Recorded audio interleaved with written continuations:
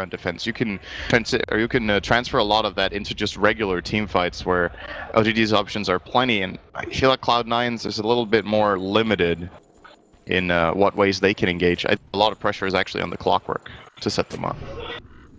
Indeed, I know as you said talking in the draft, they feel very confident in picking up Clock for MSS.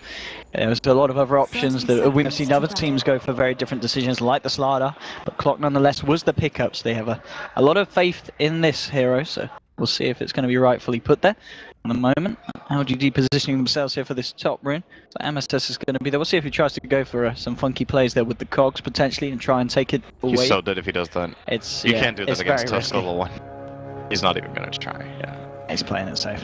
Playing the right call here, and bottom lane will go the way of Ritsu, playing in the mid lane. I think Ritsu mostly has played carry for this team.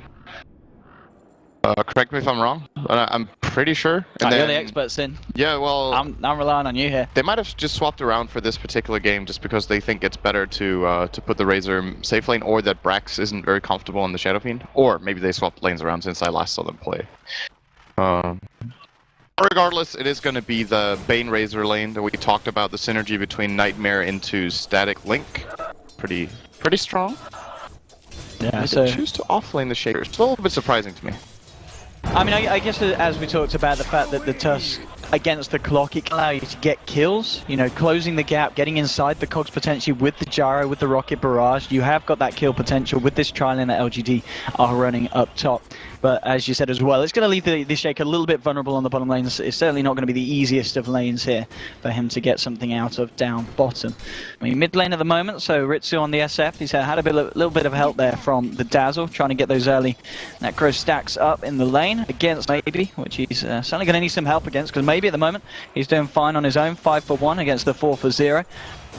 And we'll see how this matchup kind of ends up going, because it's definitely one I feel that if the Lina gets the edge in XP and gets a good timing on the level 6, the lane can be pretty hard for an SF, shall we see. This is one of SF's hardest matchups. Lina outranges him. Lina can play super aggressively very early on. Shadow Fiend is a very weak hero in mid for the first 2 or 3 levels, and then he just starts raising, harassing with that, or pushing out waves and getting runes.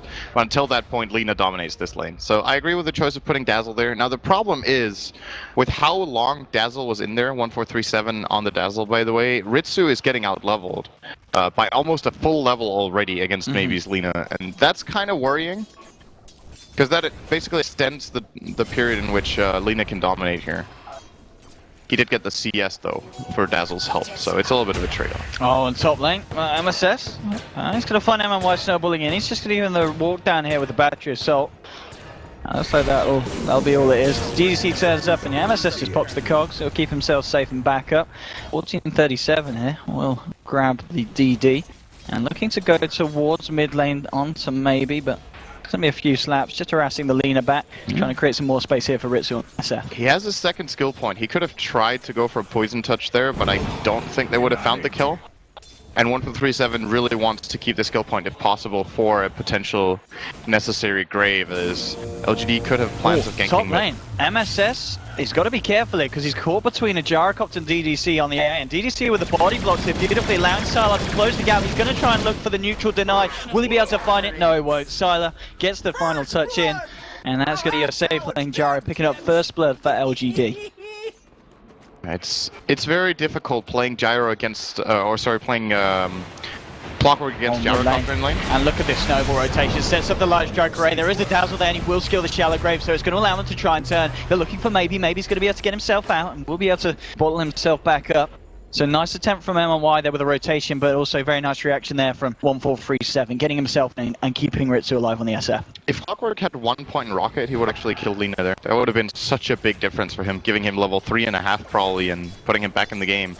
This 1 point in Battery Assault, I'm actually surprised that MSS went for it in this lane, because his kill potential alone against a Gyro plus Tusk lane is non-existent. So it doesn't really provide much for him. I like the thought of going into a game like this where you're maybe the underdog, I guess that's fair to say, and feeling like you can play aggressively and just you need to put pressure with a skill like Battery Assault.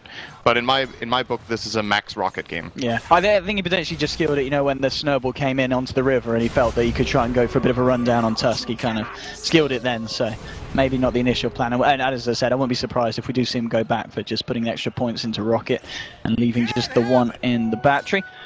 Yeah, the other thing is, when you go for this build, you can't farm. If you had Rocket, he would probably have a few extra CS right now, so that could have been a bottle, if that's the build he's going for, or working his way toward upgraded boots. Instead, he doesn't even have boots yet. So the trade-off for this, it's a very high-risk, high-reward kind of build. Getting Battery Assault on level 2 when you have a hard lane, and he should definitely skill Rocket now.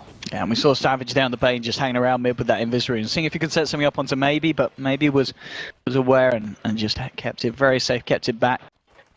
It won't get caught out there by the aggression of Cloud9, and a lot of attention has been given from Cloud9 towards that mid to try and help Ritsu out, and it's working at the moment. 27 for 4, he's keeping up with his farm on par with Maybe's Lina, but Maybe's been doing on his own, whereas SF has required more resources from the side.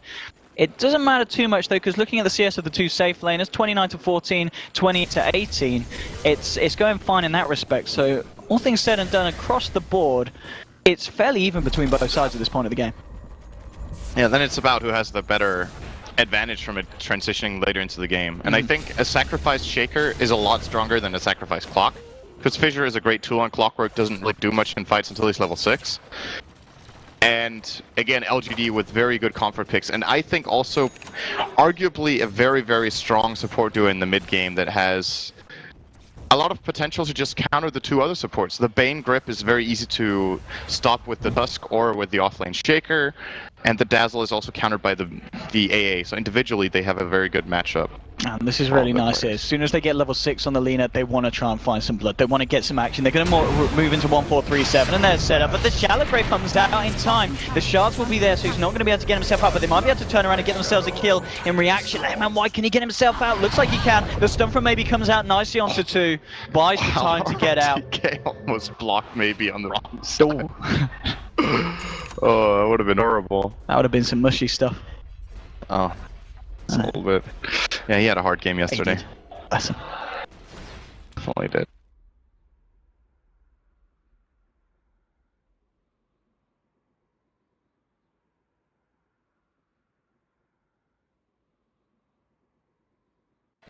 Well, 2-0 LGD. They get themselves the kill. Not maybe the highest value kill, but a kill nonetheless as soon as level 6 comes online, which I guess is Alina. That's what you want to be doing. Just using that ult every time it's out so you can get yourself that pretty much guaranteed kill. And top lane, DDC just wrapping around a bit. If you can look for some body blocks, then they might be able to get this. The cooldown, that should latch, and can they close this gap? Silas trying to move in. Looks like he can't quite get close enough, so MSS is going to be safe enough this time, but we're already seeing how hard it is for this Clock to just stay in lane against just the duo at the moment at the AA and the Jara. Yeah, it's very, very difficult. At this point, I'm wondering if MSS should just go somewhere else. Or, I'm still surprised he hasn't skilled Rocket. He's holding his 3rd skill point and just losing easy CS. Now, finally, he does skill it. And it's off! Unfortunately for him, Gyro already has more damage than the Rocket does by now on his all attacks. But still possible he can grab some CS here and there. The good news for Cloud9 is how much Ritsu's got in the lane. So they've prioritized him a lot with the Dazzle, stacking for him, protecting him pretty much the entire game so far. So they're investing a lot into their Shadow Fiend. And I don't think it's the wrong choice, because there's no good alternative here. I don't think ganking potential is something these two supports they won't really have an easy time getting away with that. And the Razor is doing just fine on his own in the bottom lane against pretty much no opposition from the Shaker. Yeah, and I guess in terms of kind of itemization here for the side, are we going to see the classic kind of SF going for the mech and then Razor just simply starting to stat up and get the S and Y online as soon as possible for Brax? I think I'd rather do it the other way around. I think really? Razor's the better mech carrier, Shadow Fiend is the better scaling carry. Alright. Both of them benefit from either build, but the thing is, Shadow Fiend just farms a lot faster. So if he needs to go for a more defensive item such as the mech, you slow down his ramp up. Of course, Razor can easily play that utility role instead, and Shadow Fiend can get really, really big. Look at this. So 8 minutes in, they're bringing Jara on a tour around the map. They're going to be able to find Savage here. The shards come out, the snowball to follow through. But with the fish and everything else, 1-4-3-7 doesn't get the chance to get the grave out. And that'll be the 3rd pick off there for LGD. And that's the kind of aggressive plays that's always great to see when there's a gyrocopter. Rather than just being passive, sticking in lane, just getting himself involved in the nitty-gritty across the map. This is going to give MSS some space, though, on the Clockwork. So he's getting a one-on-one matchup now against DDC, but DDC is 1.5 levels ahead. Oh, MSS trying to threaten him a little bit, but DDC seems to not be too phased by this. And maybe that's an opening with Savage smoking in, but I think this is a really dangerous game hard. if they try it. I mean, you've got already It takes too long. RTK coming around. You can see why they're trying to do it. They know that the A's been left on his own so he can get that level 6, get the solo XP. But Savage now, he's going to find RTK. MSS is going to move forward. He's got 2 points here in the battery assault with the brain step as well. But oh, he's trying to get. He's not going to be able to do it with the battery assault there. There is a snowball. Can they try and turn? Can they kill this clock before it kills the Shaker? No. Shaker's going to go down. MSS, does he live through this one? No, he doesn't. So it's a 1-for-1 at the moment. But it looks like LGD may be able to make this a 2-for-1 unless he gets the deny from the creeps. No, he doesn't. They'll be able to find that kill there as well as DDC picks that up on the AA. So a 2-for-1 trade there for LGD. And, well, as you were saying, Sin, not really the best movement there from Cloud9 on the top. It's just a difficult kill because it takes so long for Bane and Clock together to kill any of these heroes up here when they're both only level 4. If this was a level 6 Clockwork, it's a different story. Then they have so much burst that they could have killed Shaker before any reinforcements arrived. But it's very easy for LGD to turn that around on them and get 2 kills in return. So another victory for LGD. They're also at the same time pushing this bottom lane. And they can just feel so safe because what's the real threat from Cloud9 right now? They can't initiate on them until Clockwork is level 6. And this is, of course, Gyro just feels so safe at the moment. Means that he can be down here. He's got backup and maybe around as well. And that Laguna Blade is back online. So they have got that kill potential if anyone from the side of Cloud9 tries to come in. Cloud9 themselves, they're looking for a bit of a push up top. Got Ritsu and Brax joining forces. Looking for the tower. A nice ice blast. Will connect onto another Fisher as well. It catches Ritsu. And with this TP in from Sylar, I don't think Ritsu gets himself out of this one, and there's no way he's retreating from that. 35 seconds on the clock here, the SF, and a nice ice blast into a nice reactive play there from the side of LGD. They're crushing this game right now. Killing the Shadow Fiend is the biggest deal. Like, usually when a Shadow Fiend has 100 CS minute 11, his team is leading. They're 3,000 gold behind.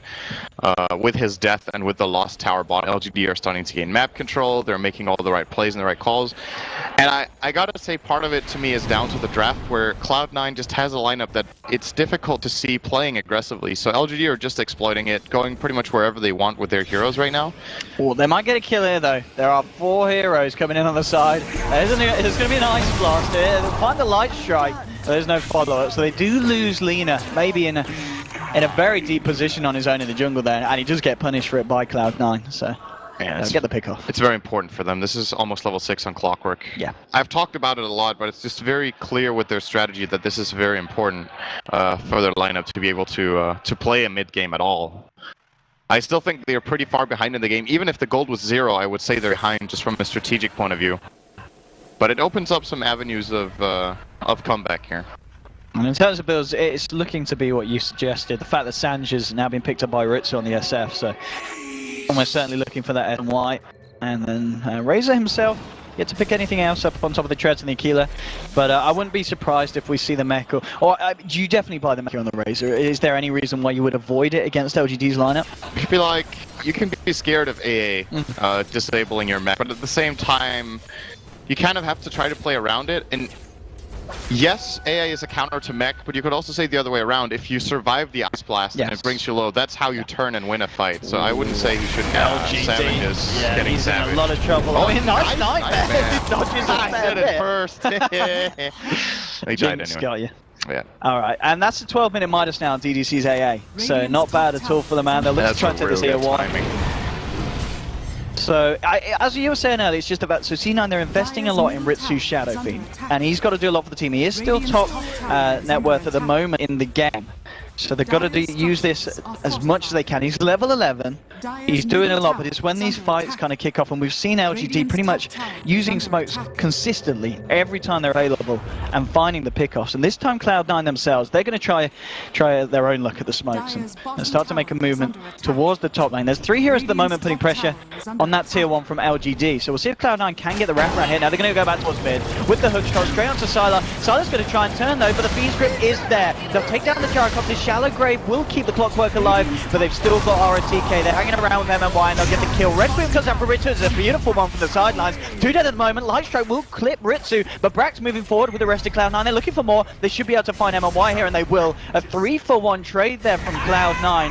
And as you said, just having that hook shot initiation, following it up with a beautiful Requiem from the side, and the fact that you've got the full team there, and LGD just weren't ready for that. They was still focused on pushing on the top lane, and it's a lovely fight for Cloud9.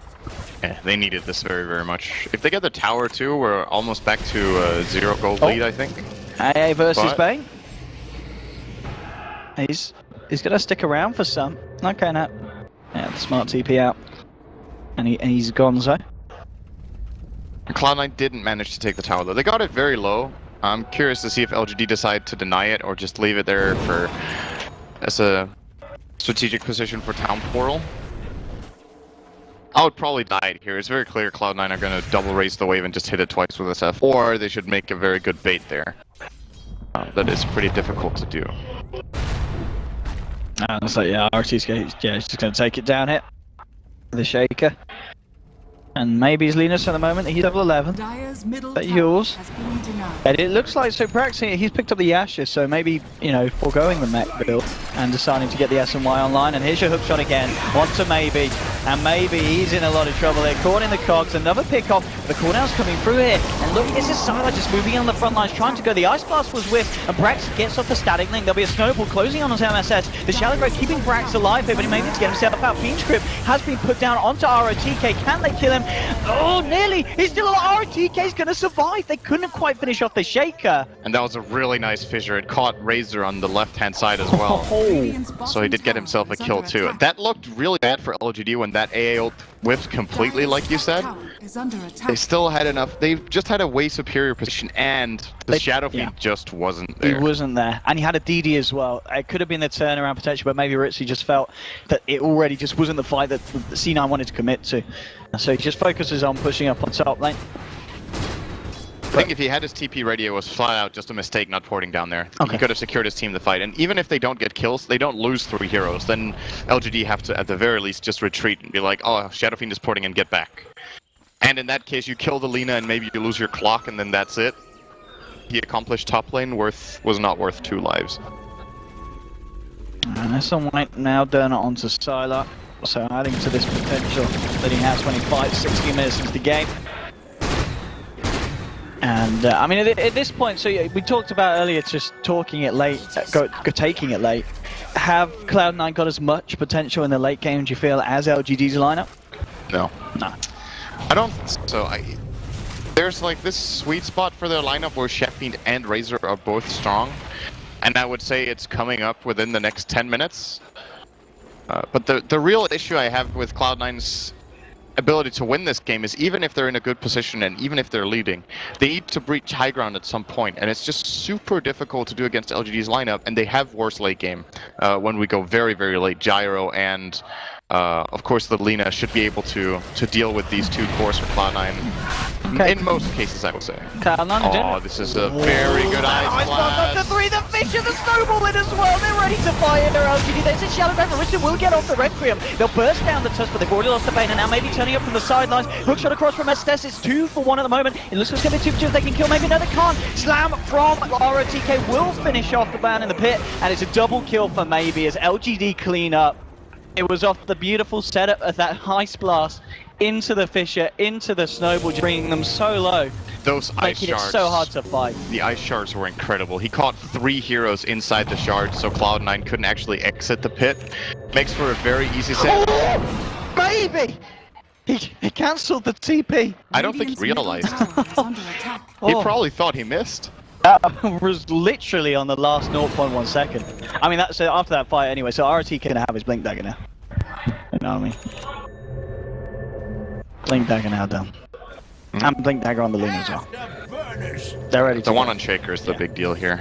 As I mentioned earlier, as far as the draft goes, there's just so many ways for LGD to take fights, and preventing Cloud9 from taking Roshan, which I think is the biggest threat right now to, again, them being able to push the high ground, having the Aegis will make a very big difference. Of course, that's one thing LGD does not deal with so well, is in order for them to get key kills, they probably have to commit ultimates. And Yes. if they do that onto Shadow Fiend with Aegis, maybe they lose a tier 3, and then you can look towards secondary Roshans giving racks. But they held it. Just keep the farm going and building a significant advantage again here at 5k apiece. Yeah, keeping the swing, favouring themselves. Chris is going to try and work on that BKB, and of course against LGD's lineup, BKB is going to be very nice in these fights. Yeah. I mean, we've already seen what a well-timed Requiem can do against this lineup of LGD. And LGD themselves, is the Jara going to be building a BKB? Yeah, he looks like he himself. He's opted for the BKB as well, straight after the S and Y. So really, really preparing for these fights that both teams are forcing at this point of the game, 19 minutes in. We've seen a lot of aggression from both sides, but at the moment, the majority of it has favoured the side of LGD. And, I mean, LGD themselves, the Tusk with the Arcanes, what does he follow this build with? Does he himself look for the mech for the lineup of LGD? Is that something that you can still go for at this point of the game to then build into the Greaves for these fights? Yeah, I think that would be nice. I think Greaves are good. There's no... If you look at Cloud9's lineup, their damage is mainly spread damage between Requiem, Raises, and Plasma Field right now, and being able to negate at least one of those spells where the mech is very, very nice. Alternatively, he can get a Blink Dagger, just so he has a very easy way of getting in on the Bane. If he has already used the Snowball, he can then Blink Punch the Bane instead to stop grip. That's also nice. Or he can blink into cogs and save his ally that gets caught in there as well. So there's a lot of utility in getting a Blink Dagger here. I would say either build is actually very good. Talking about the blinks, we're going to see RTK want to try and use his hair off the back of this smoke. Smoker make the movement over to the Radiant side of the map. See if they're able to find anyone. You've got both the Razor and the Bane pushing in the top lane, soon to be joined by MSS. And so they're just going to wrap around between the towers and head into the jungle. At the moment, Ritsu is there, along with the backup of 1437 on the Dazzle. We'll see if they can get themselves deep enough to find it.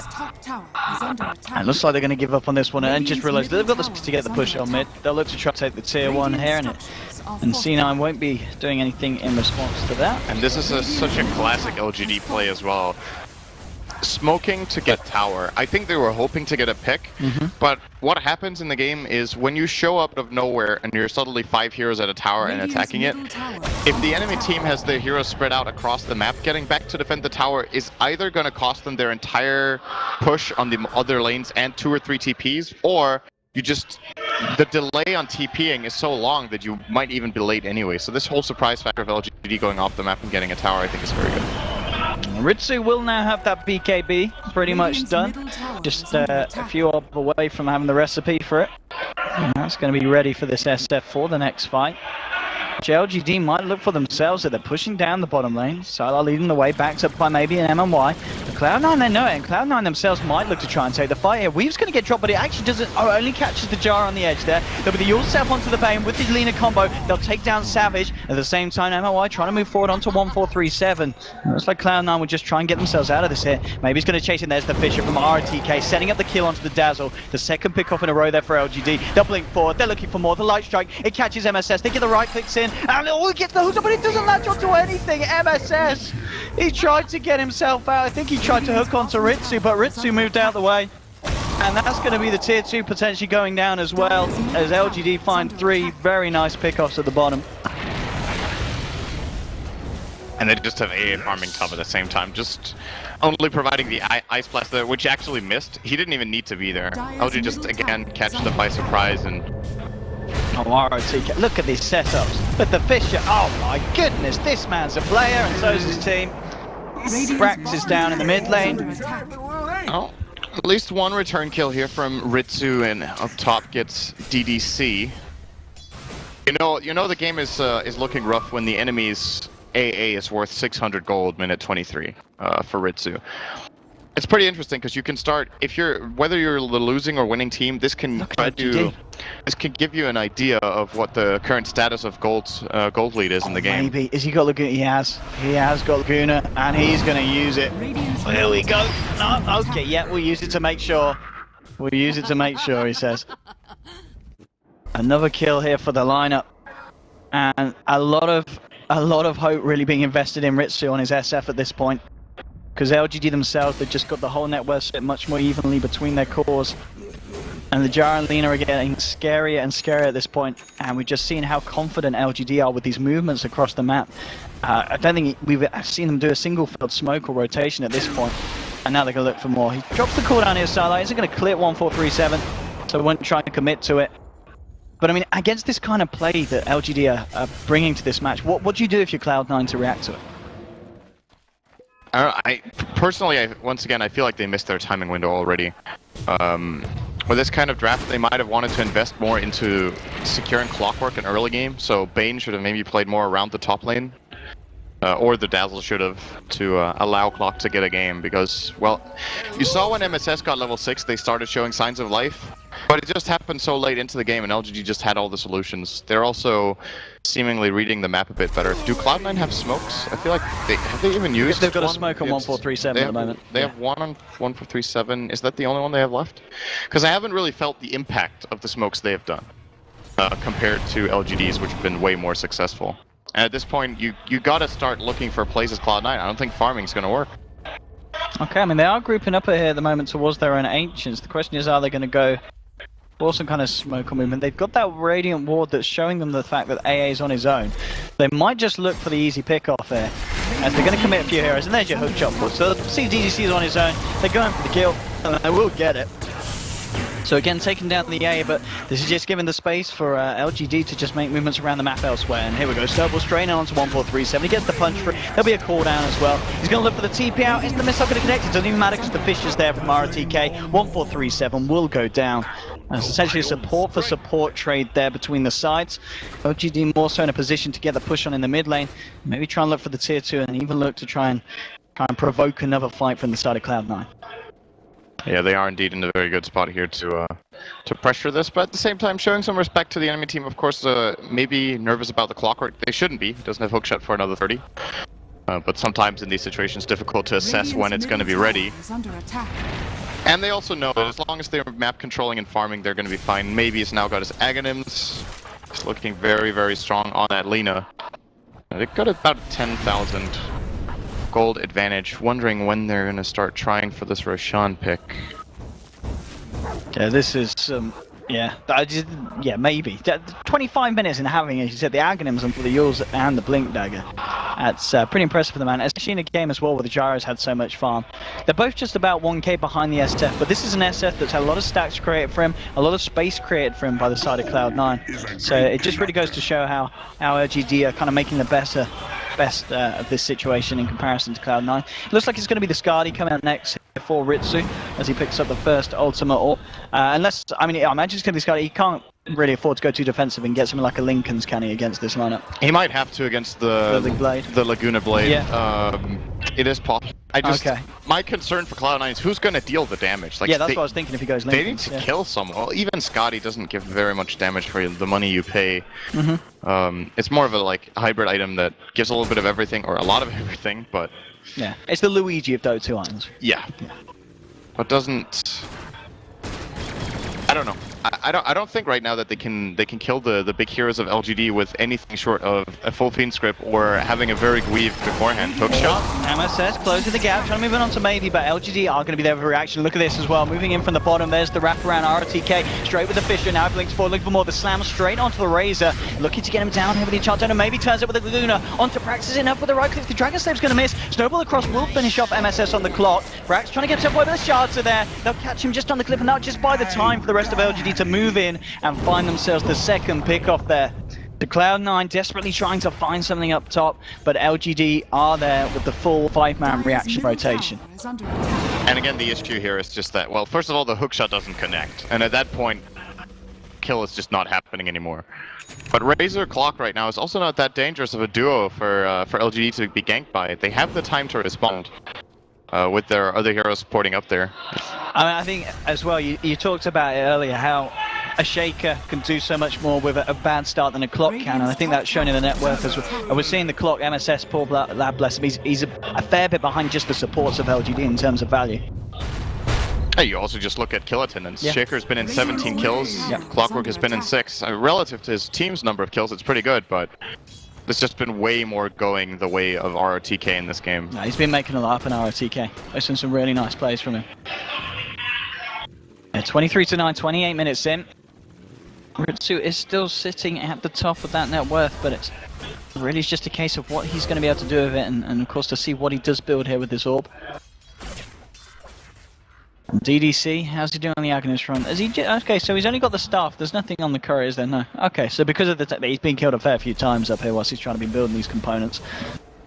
I will of course have that Aghanims eventually. Okay, and there we go. DDC did buy the gem there for Tusk. Cheers, weapons. I think he might also be buying a Force Staff over Ags in this game. When you open up with the Staff of Wizardry, it generally hints that either you haven't chosen yet, okay, or you're going for the Force Staff. And you reckon? Well, I mean, do you still get the Midas first if you're going for Staff, or I guess he might have just changed his mind. He's like, oh wow, I got a 13-minute Midas. That's great. And since then, he died a couple times, didn't find as much farm as he had hoped, maybe. Then you adjust your build to the situation. Force Staff counters clock more than any other item in the game. And yeah, it's great against the static link as well, just getting the jar away from him. So it's also good against Fiend Script, actually. When the hero is just turned in the right direction, creating that extra gap for the enemy team to reach the target of grip is very useful. It's true, it's true. And Roshan looks like this may be what's next on the menu. Maybe finds himself a DD rune, and it looks like this will be go time here for the team. Sylar and the boys moving in. And let's see if Cloud9 can do anything. I'm going to smoke up for this. I mean, this is potentially a high-risk, high-reward play from the side. Let's see if they can do anything here. The player will scout it out and move forward. And here's Brax trying to go. The Echo Slam comes through. Brax does get off the BKB on top of the... Oh, the Ice Blast round to Ritz. He'll finally get the BKB out. And the punch is going to bring him low, but not quite low enough. He's going to be fine. Shallow Graved up. They've already taken down the leader. They'll take down the Tusk and the Jara as well. Really nice fight there for Cloud9. They also managed to snatch the Aegis as MSS picks that up. Cloud9, as I said, it was a high risk, high reward, and they certainly hit the jackpot with that one. A massive gold swing, massive XP swing as well, and LGD just weren't prepared for that. I'm getting the Aegis as well, Sind, off the back of that trade. Couldn't have gone any better for Cloud9. No, it's really, really crucial for them that they managed to shut out the Lina from that fight, not getting the Laguna Blade off. Brax, I think, got a full drain off on the Gyro. That was a very dangerous play from LGD. I thought that was going to go better for them, and they probably did themselves, but Cloud9 with a very good initiation. They found the angle with the right heroes that they needed.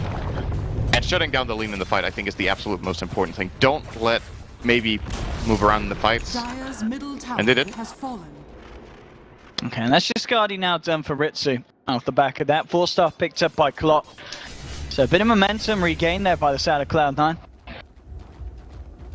We'll see now if they're able to do anything. I mean, I guess still in the position that they are, they probably won't look to play too aggressive. And of course the Aegis was popped in the fight as well, even though they did manage to steal it. But they're still got to be very aware of the power of LGD. But they're certainly closing the gap between their own and the opponents. I guess it's just a question now of how this Razor and this Shadow Fiend do proceed after kind of tanking up. So as you said, the Skadi, it's kind of a bit of a jack of all trades. At this point, does he just need to go for the full out damage here on Ritsu? Yeah, I think so. I don't know if Butterfly is actually a good choice here, because you know Jaro will be getting an MKB eventually, pretty much no matter what in his build. There's still a lot of spell damage coming out from the Lina that it doesn't really counter very well. And you do have the health from the Skadi to back that up, so now you can go for a really hard-hitting damage item like a Daedalus. Your move speed from Sand and Yasha is probably enough for you to be able to lock onto targets. That would probably be my choice in this case for him, is definitely Daedalus. Okay, well, talking about choices, yeah, the money really is racking up here on the Gyrocopter. He's got 3k to work with, Sylar. So we'll see what he opts to invest in. There's a DD rune down the bottom. So let's see who decides to go and pick that up. And C9's keeping themselves a little bit more grouped up now. We've got all 5 of them just operating in their own jungle, ready for LGD if they do try and look for something sneaky in. Sylar, he's on his own here. If they spot him, he's going to be, I mean, the flare was there. If MSS found a hook shot, could have been in a bit of trouble. I mean, that was some ballsy positioning there from the Gyrocopter. Just casually wandering into the Radiant jungle on his own. His team was pretty far behind him. DDC is going to opt for the Agonist, by the way. Yeah. He grab the point booster now. So, decides the Force Staff is not necessary. They do, of course, have 1 on the Shaker. Maybe this is maybe Sylar came out on his own and he was like, hey, look at me, I'm all on my own. And Cloud9 were like, hey, he's all on his own. Now he's come back, but he's got the team smoked up. So they might try and go on in here. But, okay, the smoke's going to be revealed because Braxton moved forward. Oh, they're pinging maybe. They know because the smoke broke that there has to be someone there, but no initiation coming in from the Clockwork. Tower gets denied. Still alright for Cloud9. They progress a little bit on the map. And if they fell for that, that was like the most obvious bait. Yes. I feel like there's no one on the other lanes. Sylar standing alone at the tier 1 tower rather at minute 34 is a pretty clear sign that there is backup available. And they just get the tower and get out. And I certainly feel at this point with the value and what Ritsu has got, he is pretty hard to kill. You know, if you are LGD going into these fights, and as you already talked about, just getting an Enfeebler or styling onto Gyrocopter. I don't know if you're killing the Shadow Fiend through the BKB, and the fact that he's got the Dazzle backing him up as well. These high ground advances, when they do come out, are going to be fairly scary. Yes, LGD have got the tools to deal with it. They've now got a Shiva's Guard picked up by the Lina. But Cloud9 will certainly have a fair bit of a punch to them. And we'll just see able to do anything with it. Yeah, 2.6k now on your Shadow Fiend.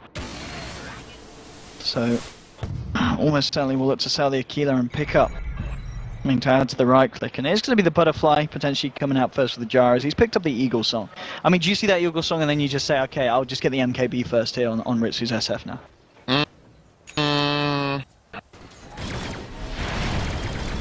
Or is the evasion now even more valuable knowing that the Gyro's not going to have an MKB soon? Oh, the thing is, it's like the MKB is obviously great against Gyro, but the Daedalus is so much better against all the others. Okay. And I don't know if he needs to take on the responsibility of shutting down the Gyro, because I feel like that's actually the responsibility of Vayne and the Razor. And Ritsu needs to be able to shut down the others very, very quickly and very easily.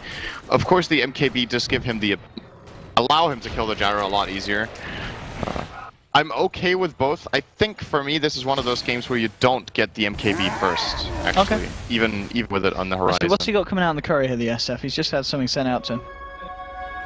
Okay, so it's not really giving away too much. It could still be that Daedalus, but he has picked up the Demon Edge, so definitely one of the two. Not opting for the Butterfly himself this game first. I do think he's going to go MKB though. It's just the standard response is when you see a Butterfly build up from the enemy team's carry, you generally prioritize MKB over Daedalus, and I would agree with it in the vast majority of cases. But this one I feel like it's a little bit borderline. Both are good. There it is, by the way. Yeah, Butterfly done. Wow. No buyback for Sylar. This is actually an opening for Cloud9 if they win this fight to get racks, but I don't think they want to fight. Yeah, they did all come up as 5, but not quite feeling confident enough to try and fight under the tier 2 of LGD, or maybe they're still hanging around. It looks like the call is to back off. They want to be very careful about the next fight that they take. Razor, of course, is working towards that Assault Cuirass and is fairly close as well, so ideally maybe just wanting to hang on until Brax has picked that item up and then trying to go for some more action, because AC in a nicely placed weave from 1437 is going to make it very hard for LG to try and fight into that lineup. Especially with regards to BKBs, of course, on both of the cores for Cloud9. And what's Ritsu got coming out here? Is just sending it back. Is he going to invest in the first Javelin? Or no, he's just getting TP out at the moment. Hasn't quite got the money to finish off the full MKB. And LGD, they're grouping up there. Not going to smoke for the time being. So a little bit more of a passive section of this game here, where I think LGD kind of realised that Cloud9, they do have that potential to still take these fights, and they themselves, they can't just afford to go willy-nilly walking around the map smoked up, because they're not always going to come out on top unless they're super careful about their fights. If the Roche fight didn't go the way it did, I think LGD would have almost ended the game by now. But they lost a lot of their progress in the game, basically, with that one play. Losing the Aegis, losing the Roshan, they lost like a 5,000 gold advantage, basically, whereas had they got the Roche, they would have had 15k. Oh, here we go. Yeah, Brax. Well, he's going to be all on his own here, but he's popped the BKB, gets a decent static link off as well. He could try to move in off the back of this, closing the gap. And on why we'll be able to blink away, but a nice return from MSS catches out in the air. That'll be one, but here's Tyler trying to turn with the cooldown onto 2. Sekos and MRTK did catch MSS, and they'll take down the Clockwork. 1-for-1 at the moment. Who's going to continue this fight? Like Rich is the one wanting to. BKB'd up, moving straight forward to the side of LGD with this aggression. Maybe we'll get the blink off Ritsu. Look at the Requiem. We'll get M&Y with it. So that'll be 2-for-1 at the moment, favoring the side of Cloud9. Cloud9, but now LGD is maybe trying to come back in. They'll throw the missile down onto Ritsu. The Fisher from RTK catches 3, moves himself forward, gets the enchant totem off, but now there's a Fiend's Grip from the sidelines. RTK's coming too deep and they're going to push that. C9 finding 3 kills there off the side of LGD, as I don't quite know if that was the play there from the Sin, going back in against Cloud9 when they'd already lost 2 heroes.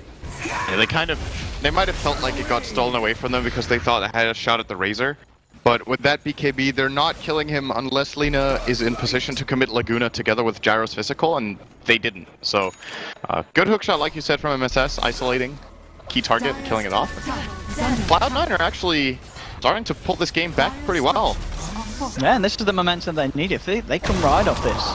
I mean, one thing, did the Shaker finish it off? No, he lost a bit of the gold. He was looking to build into a Lotus Orb. I believe he's got everything bar the plate mail on the Courier. Which is obviously going to be very nice for the Gyrocopter. If he can land that down on the Gyrocopter before these fights start, suddenly the static link is irrelevant. Bane's going to have a lot harder trouble controlling the Gyrocopter with the Fiend's Grips, with the Nightmares. So it's going to be a very nice pickup there for LGD when they do get it. But yeah, as you said, Cloud9 certainly getting their strength and their act back together. And LGD, I mean, that's pretty much the second fight that we've seen in a row where LGD just haven't come out on top. Got to be a little bit worried about Cloud9 now at this point. If they want to come out on top in these kind of fights, the engage needs to be way more crisp. They basically got their Tusk and their AA out of position going on a hero that has a BKB, and the Lina wasn't able to blow up the Razor whatsoever. If they engage with Snowball like they did there, it's piece of cake for Brax to just use BKB defensively as the Snowball approaches and just turn on his ultimate. And LGD just had to turn tail and run.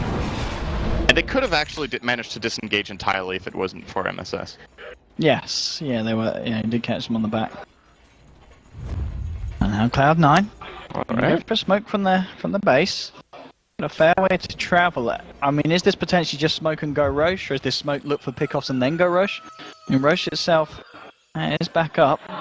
There are a lot of ways that LGD can scout this Roche, but if they get away with it, it's a very big play that could open up Here comes the creep. That's going to be the way they play for. So Cloud9, they're not going to go straight for the pit. They're going to look for try and find a fight first, and they might just get it here. Moving up to the high ground, the Rocket Flare will spot them out. They know that LGD's about the neighbor, and there's your hook shot from MSS, beautifully on target. Maybe will use himself, buy himself some time, but Ritsu looking for the channel of the Requiem. The Snowball's going to save 2 of them though. Sala will still get caught with the slow. Brax trying to move forward with the BKB. Fisher gets thrown back, and the missile will land onto the Clockwork. And see if LGD move in onto this one. MSS could be in trouble. The cooldown's there and they will. They'll take down the Clockwork. There's your Lotus Orb onto Sylar, stopping any chance of Cloud9 turning this one back onto Maritsu. He's caught on the cliff. He's all alone. He's down. Double kill for Sylar. Maybe even a triple as they close in onto SVG. They'll get a triple kill for the Gyrocopter. And LGD might even find more. They'll look for the TP out 1.37. It's not going to happen. Ultra kill for Sylar. And this time Cloud9 Smoke getting punished in the most painful way possible as they lose 4 heroes. They'll lose the Roshan to LGD, and LGD say, well, you may have had a couple of nice fights, but we can have an even nicer one. The way that fight developed was actually really interesting, because I was like, they broke the smoke, and that's where most players will just immediately react by blinking out their Lina. He stayed in the front lines, kept his blink ready, and actually let them engage on him. It was like the call was, okay, if he wants to hookshot me, that's fine. I'm going to Yules, then you can defensive snowball me, and then I can blink. And it went probably better than what LGD expected, because Ritsu wasted BKB Requiem on hitting almost nothing. And that's such a big part of their team fight out the window, where LGD just buy time with the snowball, that it was an easy fight afterwards. Yeah, I mean, Tusk, as we're seeing, is just one of those heroes. He's got a lot of strengths against a lot of them, but I mean, SF is another one. Just using the snowball to dodge the Requiem, saving his team, getting himself in there sometimes as well with a punch to cancel the channeling. And off the back of that, LGD now looking to push down the mid lane. SF's going to be back up in a few seconds, and looks like LGD will respect that, maybe just try and get the top lane pushed in, get that final tier 2 away from the side of Cloud9. But LGD certainly regaining the control that they did have for pretty much the first 25 minutes of this game back into their hands.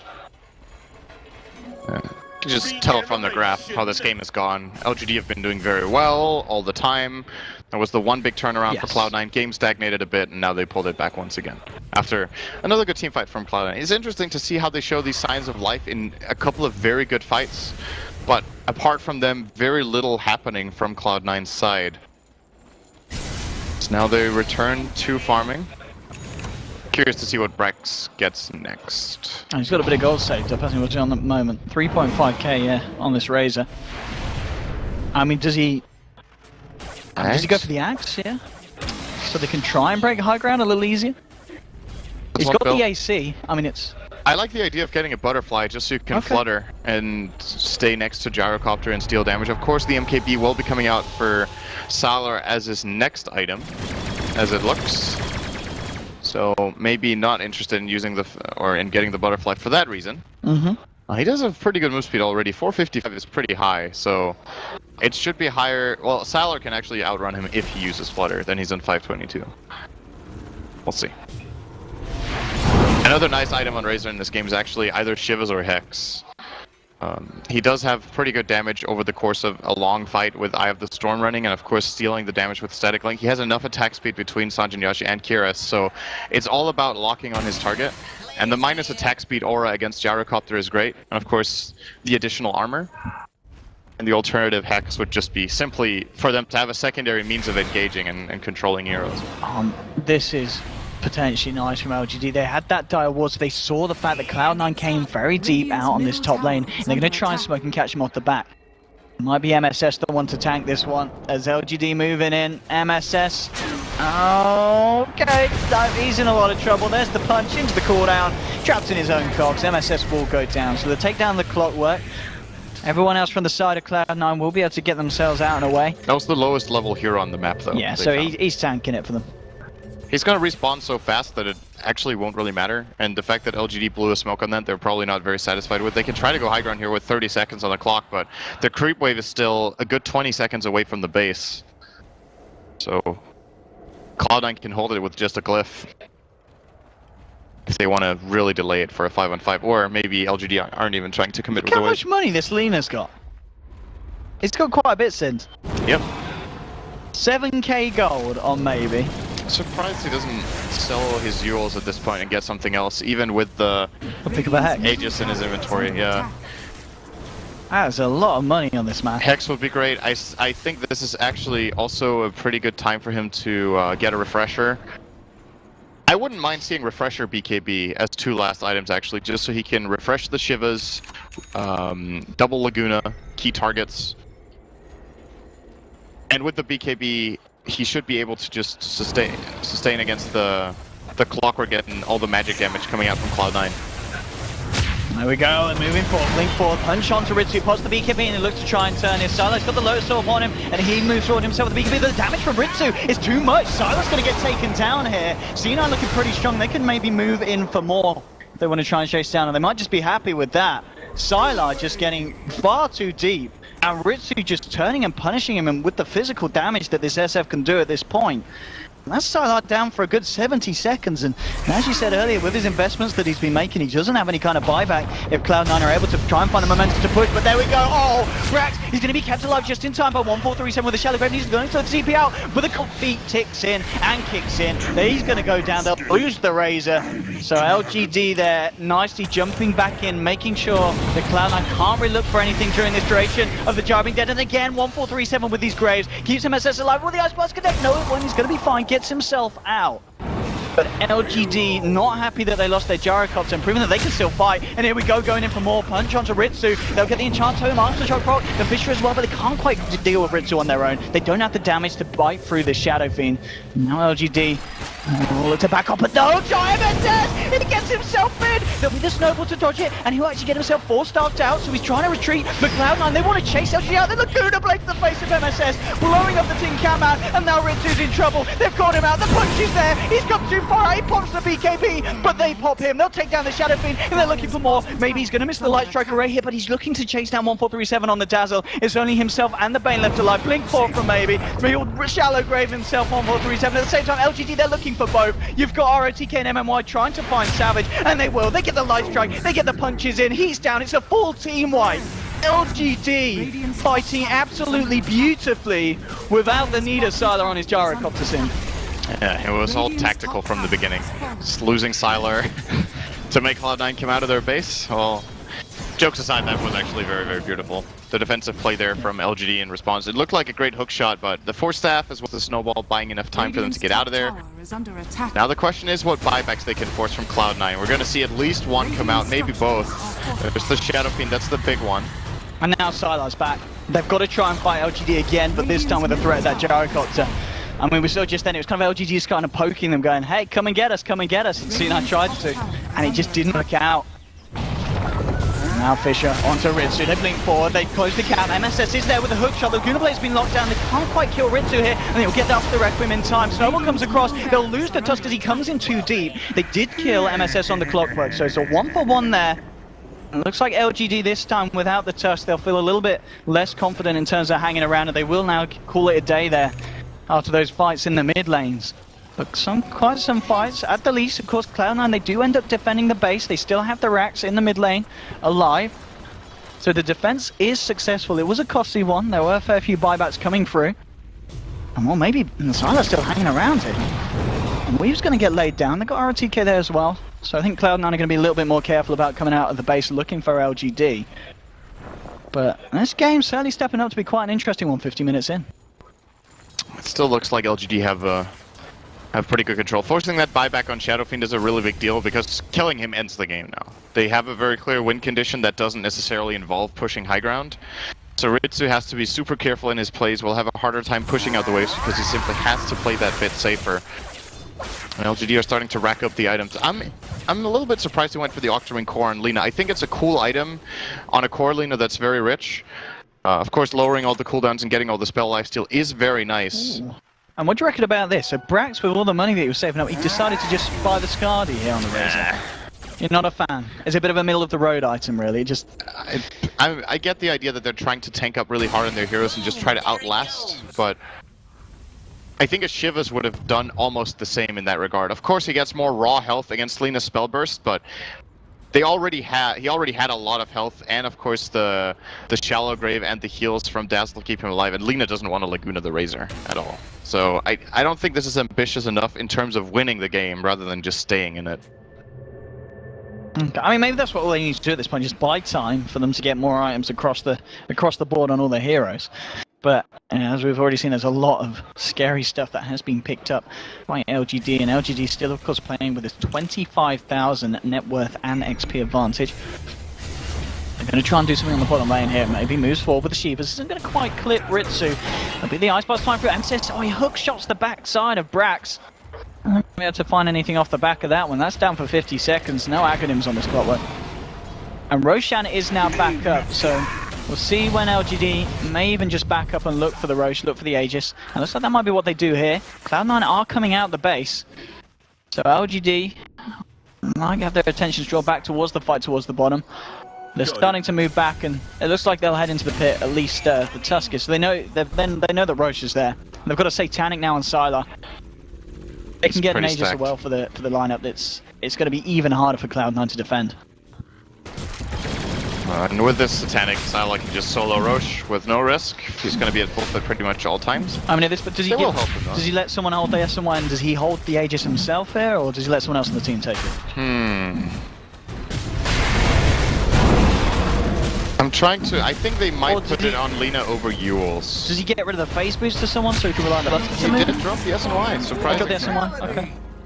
Well, of course he is the main hero that they want to have knocking on the front door and just hitting towers, so maybe for that reason it's okay. We'll probably just keep the courier on backup so that they can fight in immediately if he dies. No, it's a mech flying out from MY. Very, very late mech for him. I do believe they didn't use it yet, right? He would have had it on him instead of the urn in that case. And there's swapping it for cheese. That will probably go to AA. Actually, DDC carrying around that S&Y for now. Wait, who's got the cheese at the moment on LGD? The courier. Oh, they just put it on the courier. Okay, so they're not. Oh, they're keeping the courier on the sidelines. Hook shot from MSS on the sidelines, goes straight on, and there's a Fiend Script onto DDC. Brax, he's got the BKB, and they're trying to fight this one here, looking onto Sylar, but he got the Assault Buffalo, but look at the damage from Ritsu. They've already managed to melt through three of the heroes, popping the Aegis of the Gyro, and now Brax is trying to move forward for more. There's the Yule set to the Light Strike holding him back, but Cloud9 are doing a lot of damage here. Sylar, he's going to try and move in and try and fight, looking for Brax here. Brax, he's fairly tanky, he's attacking it up. He needs Ritsu to get himself back in and get the punches for it. And here comes Ritsu, moving forward. They're looking for Sylar, they'll get the slow step with the Skadi. Snowball forward support from MMY. They will find the kill onto Brax, but Rich is there trying to clean up. Sylar doing work though with their RTK, the Echo Slam. They managed to bring down the Shadow Fiend, and that is now a Shadow Fiend dead for 100 seconds. There'll be buybacks from Brax, buybacks from MSS, but now RTK moving forward, gets the stun onto the Razor. Maybe he's there, fighting with death, getting the Laguna Blade in. Now the Snowball forward, they're not done. He's the last man standing, MSS, but not for too longer, as he should go down, and he will. Triple kill for Sylar. GG is called, and LGD take the game 53 minutes in. That was such a key buyback from Xiao. I was about to say Xiao, from RTK here on the Shaker. He dies. Back in.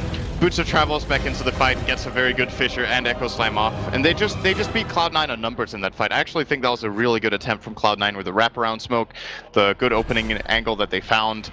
At the end of the day, too much money on LGD, too many items, and of course, I think this was a pretty good showing from Cloud9, Yeah, considering.